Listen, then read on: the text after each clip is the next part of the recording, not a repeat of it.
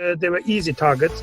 They wouldn't challenge the matters in court and things like that. And there was especially systematic racism towards Aboriginal people. Umut Demir immigrated to Australia from Turkey and served as a police officer in Western Australia for 8 years.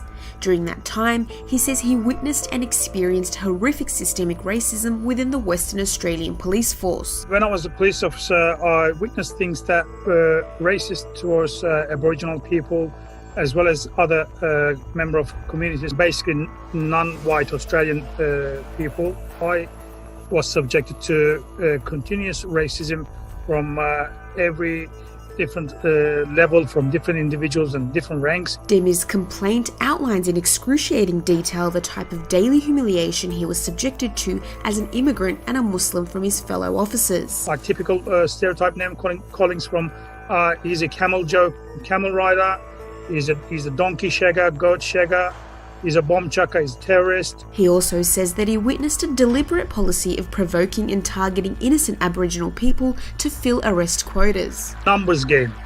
Every police officer had to arrest so many people. His allegations come at a time when Australia is witnessing a historic shift in demands for justice for Aboriginal people victimised by law enforcement. They were easy targets. They wouldn't challenge the matters in court and things like that. And there was especially systematic racism towards Aboriginal people. Australia's Indigenous people are often cited as the most incarcerated group on earth, making up 2 to 3% of the national population, but almost 30% of the prison population. I witnessed racism towards Aboriginal officers, Aboriginal police liaison officers. They were calling them names behind their backs, but they wouldn't really do it to their face. Of all the experiences Demir witnessed, perhaps the most harrowing is the story of Morgan Brofo. He was one of the homeless people around Perth, and he was actually a very good chat, and he was a very knowledgeable person, and we used to talk about international politics and all that sort of things, which was unusual.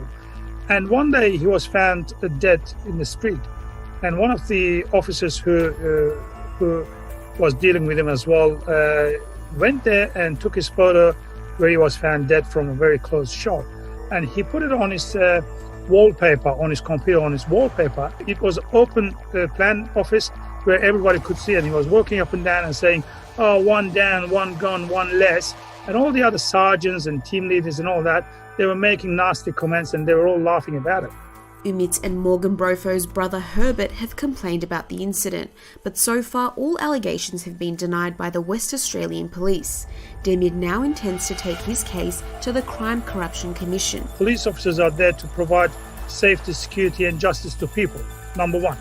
We are not there just to fill up quotas and numbers and arrest those people. This country was built on the wealth that was coming from the soil, and you can't just turn around and say, "It was a long time ago, get over it. I didn't do it." This sort of social issues take long time, and especially if you ignore it, it only gets worse.